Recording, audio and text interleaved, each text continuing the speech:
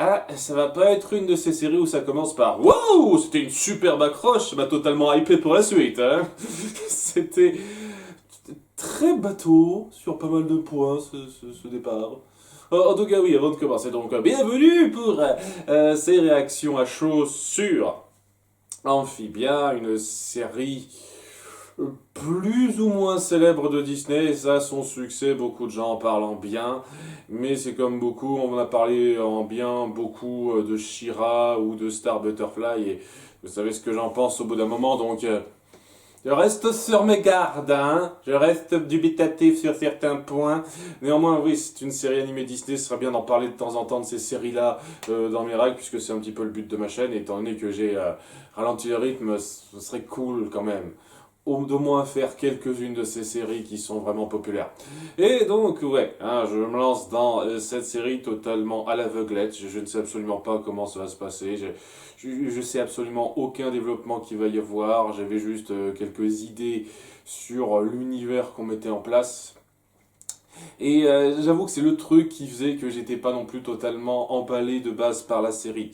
Et je vais en parler tout de suite, comme ça sera fait. C'est que le monde d'Amphibia, comme son nom l'indique, c'est un monde d'amphibiens, peuplé pour l'instant de ce qu'on en voit surtout par des êtres grenouilles. Et d'un point de vue design, je trouve pas ça très racoleur en fait, hein. Ça donne pas particulièrement envie de suivre ce monde quand c'est tous des variantes du même design pas particulièrement attrayants de personnes grenouilles.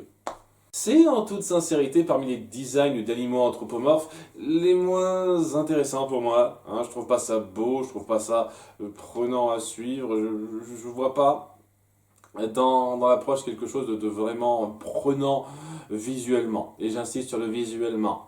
Donc ouais, tu tapes ce monde peuplé de grenouilles humanoïdes avec leur truc de grenouilles ultra typiques. Donc on coasse, on bouffe des petits insectes qui passent, sachant qu'il y a des gros insectes aussi, c'est un monde très mutant à ce niveau-là. Tu vois le truc assez typique. Les monstres sont typiques, mais plutôt cool visuellement, mais le peuple de ce monde ne m'attire pas plus que ça. Et donc, ça semble indiquer que ça va pas être juste ça en voyant donc ce double épisode pour commencer. Parce qu'il y a que ça en fait, hein. Chaque épisode, à quelques rares exceptions près, est composé de deux mini épisodes de 10 minutes, hein. Ça va être comme Star Butterfly. Exactement comme Star Butterfly. Et donc, je verrai un petit peu au fur et à mesure que ce monde s'étendra si on crée des designs plus intéressants. Mais je ne vous cache pas que le peuple grenouille, rien à carrer.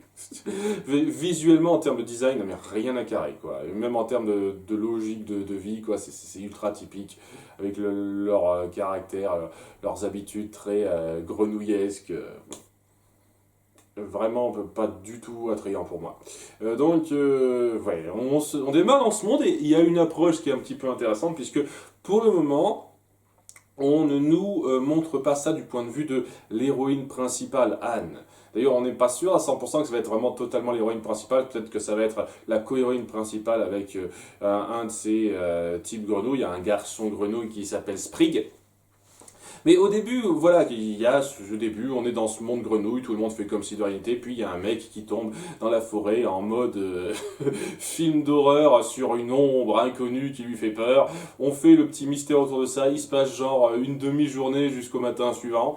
Le mec, il s'est paumé pendant 6 heures dans les bois ou un truc comme ça, c'est bizarre. Et on passe donc au matin où il y a un mec qui s'appelle Springer, il me semble que c'est ça leur nom de famille, Springer, et qui vient faire ses courses en disant à son fils de faire gaffe, et surtout à sa petite fille qui est encore à l'état tétard, mais elle est beaucoup plus mature que son grand frère. Tu surveilles bien ton frère pour qu'il fasse pas de conneries parce qu'il arrête pas d'en faire. À niveau gag, c'est très mise en scène gag facile, ça sent plus le cartoon que l'histoire sérieuse, alors que bon, il me semblait quand même que c'était loué pour son histoire sérieuse, mais bon, le cartoon ça va.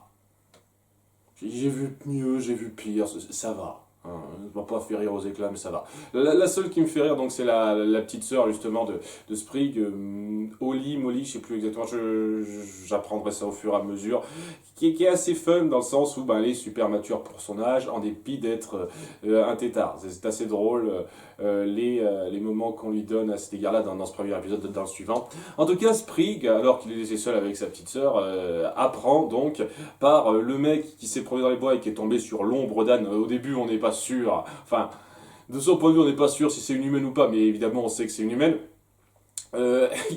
Il apprend donc par ce gars-là qui émeute la foule qu'il y a un monstre dans la forêt, et il y a le maire qui essaie de bien savoir, qui dit hey, allons, préparons-nous pour nous occuper de cette atrocité pour qu'elle ne fasse pas peur à la populace. Ce qui est assez drôle puisque les tonnes de gros monstres insectes géants desquels ils doivent se protéger régulièrement, mais il y a cette espèce de présence mystérieuse inconnue qui est clairement pas aussi grande, et ils se disent oh, c'est la chose la plus grave dont il faut gérer. C'est un peu le problème aussi à vouloir créer un monde un petit peu cartoon comme ça, où on crée des grosses créatures faciles qui sortent de nulle part. Pour l'instant, peut-être qu'on justifiera ça mieux, mais bon. Donc ouais, je dirais foule en colère, tandis qu'il y a Sprig qui se dit ok, il veut pas croire que je suis responsable, je vais prouver que je suis responsable en capturant ce monstre moi-même. Donc il se met sa sœur dans sa poche en lui donnant quelques bonbons qu'il avait sur lui. Donc il était bonbon dans ce coin. Et il se faufile dans les bois avant les autres parce que les mecs ils prennent des plombs pour se préparer, préparer leur foule en colère pour arriver à tomber assez vite sur Anne qui lui a tendu un piège parce qu'elle avait peur de lui en fait. Et donc oui, on découvre évidemment que la présence mystérieuse ce n'est que notre héroïne Anne qui très vite copine avec lui, et une fois de plus très vite. C'est le même problème qu'avec l'intro de Star Butterfly, c'est qu'il y a tellement de choses à mettre en place dans le fait qu'on a une héroïne qui découvre un monde tout nouveau pour elle, le lien qu'elle forme avec quelqu'un de ce monde, et ce début de relation quoi, qui sera important, ce qui nourra quand même une partie importante de la série, ça donne un petit peu cette impression-là, et ben on fait ça très vite. Très vite, il est pris dans le piège. Très vite, Yann qui lui dit quelques répliques. Ah, tu veux t'en prendre à moi? Non, je veux pas te manger. Qu'est-ce que tu crois que je veux te manger? Tout ça, tout ça. Il y a un espèce de monstre, une menthe géante qui attaque donc par bonté d'âme, elle le libère pour qu'ils se cachent ensemble et il finit par comprendre qu'elle n'est pas méchante. Et tout ça se fait très vite. Ça s'enchaîne de façon beaucoup trop expédiée et ça prend pas le temps de respirer pour nous faire vraiment totalement assimiler cette ambiance et cette situation. Et donc, ouais, c'est acceptable, parce que voilà, tu comprends par les actions et quelques dialogues qui se rapprochent les deux, mais j'ai pas le sentiment une seule microseconde que c'est ultra fort, parce qu'on ne prend pas le temps. On ne prend pas le temps. Donc, ouais, il y a tout ça qui se fait très vite, au bout d'un moment, donc, ils copinent. Elle finit par raconter son histoire, comme quoi elle était dans son monde, tout d'un coup elle s'est retrouvée ici. Elle donne pas les détails, alors que on a quand même assez vite des détails, ne serait-ce que dans l'intro. Je vais en parler dans pas longtemps à la fin de l'épisode. Et alors qu'ils copinent, il y a la foule en colère, dirigée par le père de Sprig, qui a donc vent maintenant qu'il a disparu, qui arrive à cet endroit-là, qui la capture assez vite en disant ah elle voulait nous bouffer. Sacrifions-la ou un truc comme ça, mais c'est là qu'il y a un beaucoup plus gros monstre qui l'attaque, donc la menthe géante, qui est effrayée par une menthe encore un petit peu plus géante, histoire de... Pour le gag, en fait, les grenouilles croient qu'ils font déguerpir la bestiole, alors qu'en fait c'est juste une autre grosse bestiole qui le fait déguerpir. Ce genre de gag très cartoon, une fois de plus, hein, Et ouais, une menthe qui était un petit peu nullarde, puisque elle essaye de les trancher, là, les grenouilles pour les attaquer, mais pas tant que ça, en fait, elle fait juste que les séparer les uns avec les autres. Hein, ça va pas être sanglant, hein, c'est mal parti pour être sanglant tout de suite, en tout cas, hein, alors que bon, si elle était vraiment un peu violente et elle voulait faire quelque chose de mal, j'aurais facilement pu en découper quelques-uns, mais bon. Ce sont des détails! Ce sont des détails! Je ne voudrais pas me centrer sur les détails autant comme ça. Le truc, c'est que y a Sprig qui profite de la confusion pour libérer Anne et essayer de se montrer responsable en combattant la chose. Évidemment, elle se débrouille pas très bien, mais avec l'aide d'Anne, ils finissent par se battre ensemble et mettre la créature à chaise en utilisant la corde qu'il a utilisée pour saucissonner Anne. Et ils sont vus rapidement comme héros, mais très vite, parce qu'après, ils s'en foutent. On dit, ah, qu'est-ce qu'on fait de cette créature? Il faut qu'on la balance hors de chez nous. Ah, un tout petit peu plus calme qu'au début, mais ils sont pas non plus prêts à l'accepter. Mais il y a le père de Sprig qui dit, ah, attendez, je m'en occupe. Je l'accueille chez nous, pas de soucis, gentillet mais pas trop, comme on le verra dans l'épisode suivant. Et ça se termine un petit peu sur ça, quoi. Tout le monde se dit, ça nous fait pas plus plaisir que ça, mais on accepte, très bien, si t'es partant pour le garder chez toi. Et ouais, il la garde chez elle. Enfin, je dis le parce que pour le moment, en tout cas, ils n'arrêtent pas de qualifier Anne comme un ça, cette chose, à un certain degré, parce que c'est vraiment la créature ultra bizarre pour eux, dans un monde qui est normal pour eux, de batraciens. Ce qui, une fois de plus, est intéressant dans l'approche. Il y a vraiment ce côté que l'alien parmi ceux qu'on considérerait, nous, en tant que spectateurs normaux, comme des aliens. Ce qui est assez drôle, hein. C'est pas mal dans la mise en scène à ce niveau-là. Les petits détails d'écriture de ce genre-là me déplaisent pas. Mais bon, voilà, ils se mettent un petit peu d'accord pour la garder chez eux, avec donc quelques petites règles mises en place très vite. Une fois de plus, la petite sœur qui est très drôle dans le fait qu'elle lui fasse pas confiance tout de suite. Il y a des moments assez marrants à ce niveau-là dans l'épisode 2.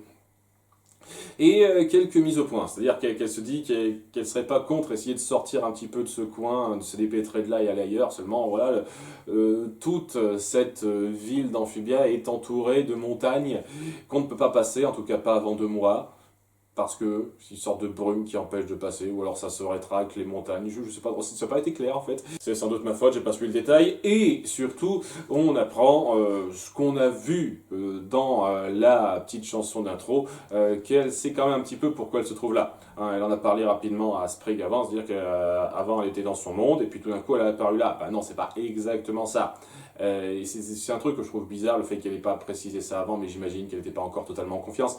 En fait, elle a gardé sur elle, dans son sac à dos, quelques trucs, dont un espèce de coffret magique qu'elle a chippé chez un marchand, on verra ça en flashback dès l'intro de l'épisode suivant, qui l'a transporté avec ses copines dans ce monde étrange. Seulement, elles ont été séparées, bizarrement, par magie, une fois de plus. Et pour l'instant, elle se pose des questions sur ce coffret qui ne remarche pas. Tout en craignant un petit peu ce qu'ont pu devenir ses amis. Ce qui est une fois de plus un peu étrange, parce qu'à la fin, je vois pas pourquoi elle leur ferait pas confiance à la fin de l'épisode 1, quand dès le début de l'épisode 2, elle leur fait confiance. C'est partie du truc là, est-ce que cet épisode 2 a bien été pensé en prenant en compte tout l'épisode 1? Ça fait partie des nombreux cas où tu sais que le pilote n'a pas été songé à 100% en prévision de tout ce qui était prévu. C'est pas impossible que le pilote, donc cet épisode 1, ait été prévu en pensant que on pourrait faire en sorte qu'Anne garde ça secret pour la famille qui l'accueille. Sauf que c'est plus trop le cas, hein. Dès l'épisode 2, elle dit à Sprig à peu près tout, à quelques détails près, sur sa situation, donc... ouais, hein, c'était bien la peine d'essayer d'être un petit peu secret avec ça à la fin de l'épisode 1, quand en fin de compte, c'est pas tant que ça. Et c'est un détail, c'est pas grave. Si c'est seulement ça, les petits problèmes de continuité avec l'épisode 1 et le reste de la série, c'est pas grave. Ce qui sera grave, oui, c'est le ton un petit peu cartoon abusé qui fait que ce monde n'arrive pas à s'ancrer comme quelque chose de sérieux et de vraiment prenant. Au-delà des designs, parce qu'une fois de plus, je suis pas fan des designs, mais au-delà des designs, je trouve pas que ce monde a beaucoup de valeurs sérieuses, a beaucoup de cachet. Voilà, puisque c'est un monde gag dépeint en grande partie, donc je sais pas, peut-être que ça arrivera par à coup à devenir de plus en plus sérieux au fur et à mesure, mais pour l'instant ça donne pas vraiment cette impression très forte d'être quelque chose de très recherché. Mais j'ai envie de dire, c'est un peu pareil pour Gravity Falls, hein. Il faut le temps par exemple de s'attacher à ce monde-là, et au début c'est vraiment traité un peu comme une ville gag, et Gravity Falls. Au fur et à mesure, ça devient un tout petit peu plus sérieux, ce qui est un petit peu cool, quoi. Donc peut-être que ça viendra. Une fois de plus, hein, je reste ouvert à ce que ça s'améliore par la suite, hein. Bref, l'épisode 2, je vais vous faire ça assez vite parce que c'est plus une espèce de petite aventure gag sur une leçon de vie ultra basique. Il y a donc Anne qui est posée dans cette nouvelle maison et qui regrette un petit peu de ne pas être avec ses copines, chose qu'elle n'a absolument pas dit une seconde dans l'épisode précédent. Donc, et qui a besoin un petit peu de décompresser. C'est là que Sprig lui dit, écoute, on va s'amuser ensemble, je peux remplacer tes amis l'espace d'un moment si tu veux, et elle est d'accord pour faire ça. Lui, il est content parce qu'il a toujours eu un petit peu de mal à se faire des copains, on joue un petit peu là-dessus, de façon gaguesque une fois de plus. Et donc, ils se mettent d'accord pour se rendre à un lac comme elle avait l'habitude de le faire avec ses copines dans ses activités habituelles. Et le problème, c'est que leur père dit non, non, non, non, non, non, non. Tu ne vas pas sortir, les gens ont besoin de s'habituer à toi, on va pas forcer les choses. Donc, il les enferme à l'intérieur en gardant la clé sur lui. Lui, il profite du fait qu'il dort pour piquer la clé. Elle insiste un petit peu dans la, la morale que veut faire passer cet épisode en reliant ça un petit peu à l'intro, c'est-à-dire que pour elle, ce qui est important, c'est de savoir aller à l'encontre des règles si on est vraiment attaché à ses copains, quoi. Ses copains veulent quelque chose, on doit faire tout ce qui est en notre pouvoir pour l'avoir pour eux, même si ça peut nous déplaire à un certain degré. Et donc, ouais, même si il n'est pas totalement partant pour désobéir aux ordres de son père. Elle insiste un peu pour que Sprig le fasse avec lui. Ils le font, ils se barrent en catimini. Ils se rendent au lac, ils voient qu'il y a un panneau "Ne nagez pas" écrit un petit peu à l'arrache. Ils se disent ouais, c'est quelqu'un qui veut garder ça pour lui. Il veut nous empêcher de nous amuser, Anne, alors que Sprig il est plus prudent. Il dit attends, hein, il y a peut-être quelque chose de louche là-dessus, mais elle insiste un petit peu en disant que les amis sont là pour faire en sorte que l'autre ait ce qu'il veut, même si tu as du mal avec ça, même si c'est pour voler un coffret magique dans une boutique alors que t'en as pas envie, si c'est pour leur faire plaisir, tu le fais.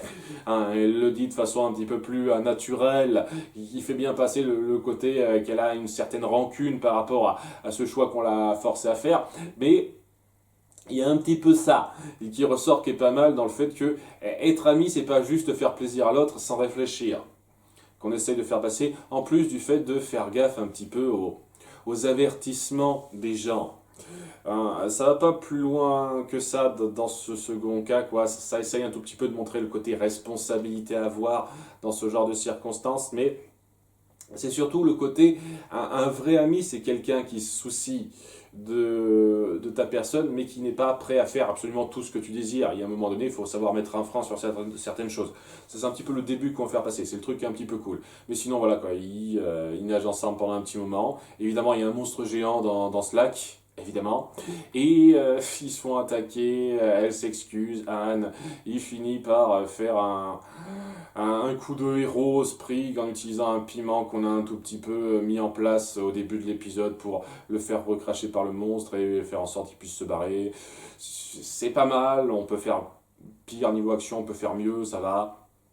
Et ils finissent par se barrer, comprenant partiellement leur leçon et continuant à s'amuser à l'intérieur de la maison sans avoir été repérés par le papa. Et ni par la sœur au passage, ce que j'ai pas compris. Je veux dire, c'est quelqu'un qui les a à l'œil, qui est super méfiante envers Anne pour commencer, mais je sais pas, elle était en train de dormir en même temps que son père apparemment, on va dire ça. Enfin voilà, ça se fait passer un message tout à fait acceptable.